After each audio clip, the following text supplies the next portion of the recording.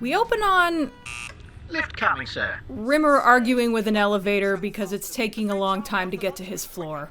Just a drop off on the living quarters and I'll be with you in a flash, sir. Will you really? Or will you really be a really long time? A really long time, sir. Ah, Red Dwarf. People arguing with the machines arguing back never gets old. Right, that's it. You are fired. You can't fire a lift, sir.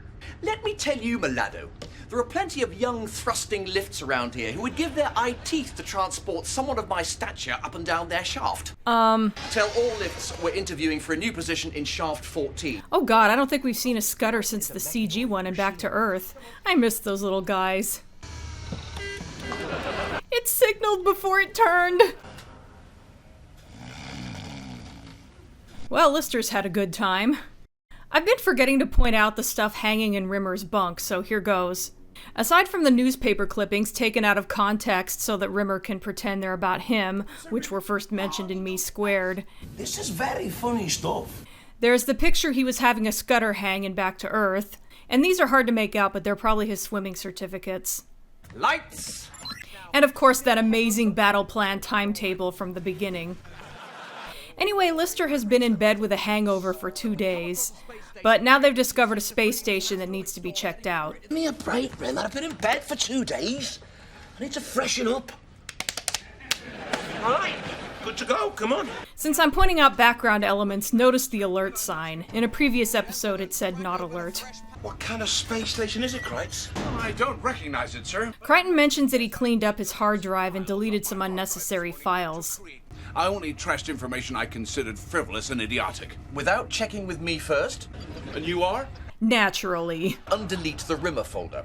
You must have dumped me in there by mistake. Oh, there's a folder in here marked Captain Bollocks. He can't insult Rimmer to his face, but I guess he can find more subtle ways of doing it. Just dragging it out of the bin and reinstalling. Oh, sir, I'm so sorry. How could I possibly... Yes, all right, moving on. Calling you Captain Bollocks. Crichton, please, let's move on. Captain Bollocks, really? This reminds me a little of when Crichton called Rimmer's mom a trout. She's my mother. I am so sorry, sir. Just forget it. I compared your mother to a foolish, aged, blubbery fish. Minus the silly puns. I've no fish to embarrass you further. I'll let myself trout. You now have pride of place in my R section, alongside Ringworm and Rimshot, sir. Heh, he is about as persistent and annoying as Ringworm. So they enter the space station and Crichton gives them a warning. The asteroid storm will destroy the station in 5 hours. Let's split up into pairs. It'll make things a whole lot quicker. As acting superior officer, I naturally get first choice. Don't want you. Don't want you. Why is there no one good here? They're like the Scooby Gang. They always split up in the same way. Hey, I think this is also the first time we've seen bazookoids in a while. I want to say since season 7, but that doesn't sound right. Has it really been that long? I wonder why it's called Asclepius. Presumably after the Greek god of medicine, sir. Well, there's that, obviously. Obviously that. Wow, Rimmer is at his rimmeriest in this one. Lister and Kat find a skeleton. This is reminding me of Samsara. Anyway, apparently the guy stabbed himself in the back somehow. Meanwhile, Crichton mentions that Asclepius is also the name of a medi-bot who could perform any kind of medical or psychological treatment. The cutting edge of droid technology. Wow, it's like Robbie the Robot, but less dignified. I think it has ladles and a spatula on its head. It's going to be so much more advanced than me, sir. It's got 4 buttons. Precisely. So they activate it. Greetings. How can I be of service? They need to get back to Starbug soon, so Crichton asks the robot if it wants to join them. We have nothing in our science room remotely as sophisticated as you. Why? I would be honored, Crichton. Turns out it's a snack dispenser. Back to Lister and Kat. They found out more about the body they found. The guy's name was Romero G. Gonzalez, and he was a stasis booth engineer. Ah, Mrs. Robertson, we're ready to start your procedure now. And they meet the real Asclepius. No need to be frightened. There was a time I was a teensy tiny, teeny, weeny bit mad. Damn, that thing is terrifying. It's like someone made a robot version of Dr. Faustus from Thrill Kill. What the hell, it's appropriate. There's just something so unsettling about a deranged doctor. Something about all that knowledge of human anatomy being put in the wrong hands. Bet you never thought you'd see that meme in a Red Dwarf video. I can see you're both quite nervous. Perhaps you need a little something to help you relax. Yeah, time to leg it, you guys. Oof. So your blood, gently as you dream. Oh my god, this shit got dark. Take a seat in the waiting room. I'll show you where it is. But Zookoids never work on anything, do they? Well, except those. Okay, they finally got him. That's actually kind of a cool shot despite the goofy silhouettes. Oh my god, it's still not dead. Another cool shot. They escape from the space station just before it explodes, along with Asclepius. That makes me feel better. Back on Red Dwarf, Lister is waking up. Remember now, how's the cat? So the cat is fine. Apparently Asclepius didn't get around to doing anything with him. But Lister's kidneys are missing. Crichton has injected him with a chip that'll help in the short term. Which performs a function similar to the old dialysis machine of days gone by. But he is going to need new kidneys. Also, Crichton never discovered who the droid doctor was and thinks it was a patient instead. Mr. Rimmer and I, however, managed to obtain the services of a state-of-the-art medi-bot. He goes by the name of Asclepius. Asclepius? Crichton, can we talk? Snacky has a cute voice. Anyway, Asclepius apparently knew of a way to take an organ from one species and alter it so it'll be compatible with another species. So the plan is to somehow get Cat to agree to donate one of his kidneys to Lister. If it wasn't for you, sir, he wouldn't exist, neither would his species. Wow, it's been a while since that got brought up. It didn't even come up with Identity Within, which had other cats in it. He'll come through, of course he will. Yeah, Lister knows exactly how this is gonna go. How you doing, bud? They said you wanted to see me. Yeah, take a seat. Hoo boy, this is gonna suck for Lister. Here you go. Soup, a roll, and a vitamin booster. Great, I'm famished. Give me one of those drip things like he's got. Listen, cat, as I was saying. And some Himalayan sea salt. Oh yeah, it's really gonna suck. I need you to give me one of your kidneys. Kidneys? This is fish. The food, you doink the organ. So let me get this straight. I'll give you one of my kidneys. What do I get? A hole where your kidney used to be. A hole. It's not your kidneys that need replacing. It's your damn brain. And when push comes to shove, you'll do what's right. All these years we've been together, you think someone knows you? You don't know me at all. Yeah, that went about as well as expected. Meanwhile, I'd quite like to see you with regard to your psychiatric skills. run, Snacky! Too late, he's stuck there all day. I should probably sit down. Why would anyone do that to my teddy bear? The funny thing is that Rimmer does have legitimate issues. Every morning, he'd measure us. If we hadn't grown, back on the rack. At mealtimes, he'd ask us questions on astronavigation. If we got them wrong, no food. I guess it's pretty in character for him to push those aside instead of dealing with them and instead fixate on small things.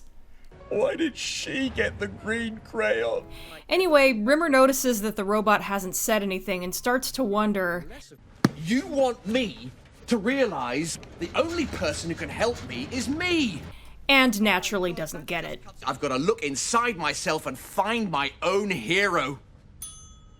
Is that time up? Back to Lister, he asks Crichton how his lying skills are these days. I am now fluent in all the deceptive arts. I could work for FIFA. So he goes to tell Cat that things got mixed up and it's really Cat who needs the kidney. I need a new kidney. Yes, sir. Yeah, fortunately it's Cat, so Crichton doesn't need to be that convincing. Hey there, buddy. I come to tuck you in. Cat's so damn funny here, but I've got to save something for the Cat videos. Anyway, suddenly he's all for donating a kidney. Just slice me open and haul it out. What's mine is yours, and what's yours is mine. And Lister gets him to sign a consent form. Now Crichton drops the fake news about Cat needing a kidney. Discovered it was you who had no kidneys, sir. I'm gonna have to get myself a kidney then.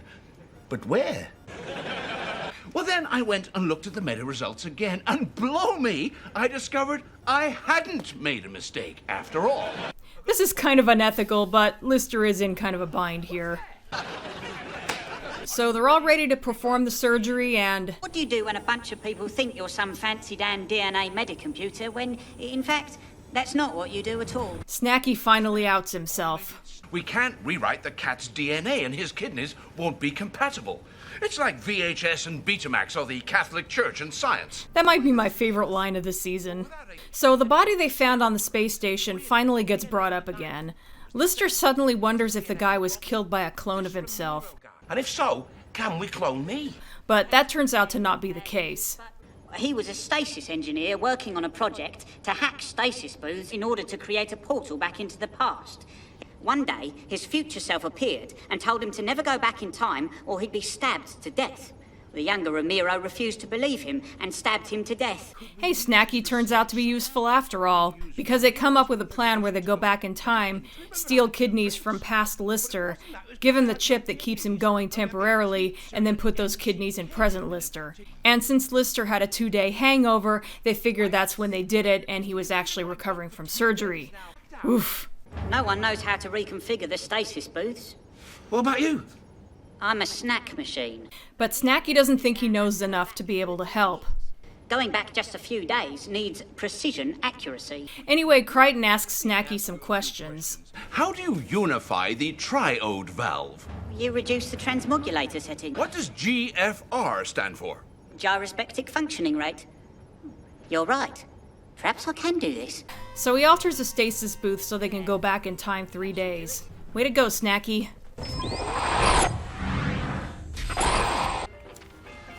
So, past Lister gets chloroformed and Crichton performs the operation. But on the way back, they nearly get discovered by one of their other selves. So they go into the elevator. Make it snappy. And here's where the opening scene happened, where Rimmer was arguing with the elevator. He's threatening to fire me, sir. How can you fire a lift? What is wrong with him? He's a total gimboid. Look, I'll make it right when I'm back in the present. Promote you even. Oh, Rimmer. So they drop off past Lister in Rimmer's bunk and leave a bunch of bottles out so it looks like he got really drunk. Then they get back to their own time. Where would it be without me? Probably sat here without any kidneys. Whereas now I'm sat there without any kidneys. Good old me, eh? Later, Rimmer uses the elevator again. Ah, hello, Rimmer. Remember me?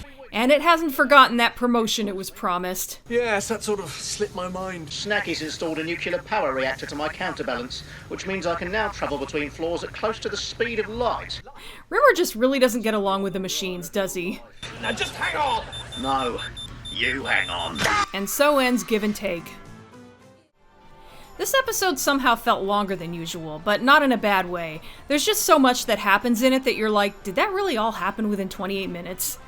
I liked it though. It had things happen early on that just feel like they were there to be played for laughs, like Rimmer's argument with the elevator and Lister having a 2-day hangover.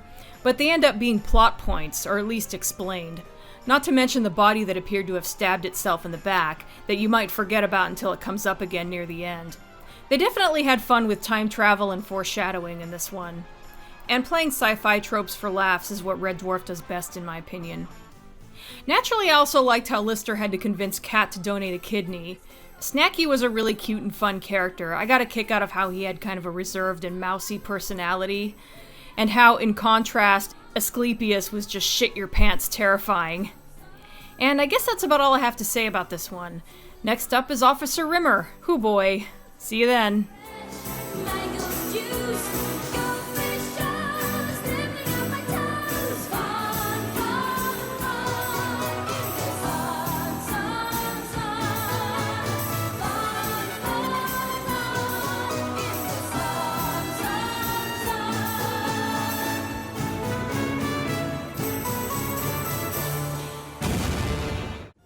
You were attacked, sir, remember?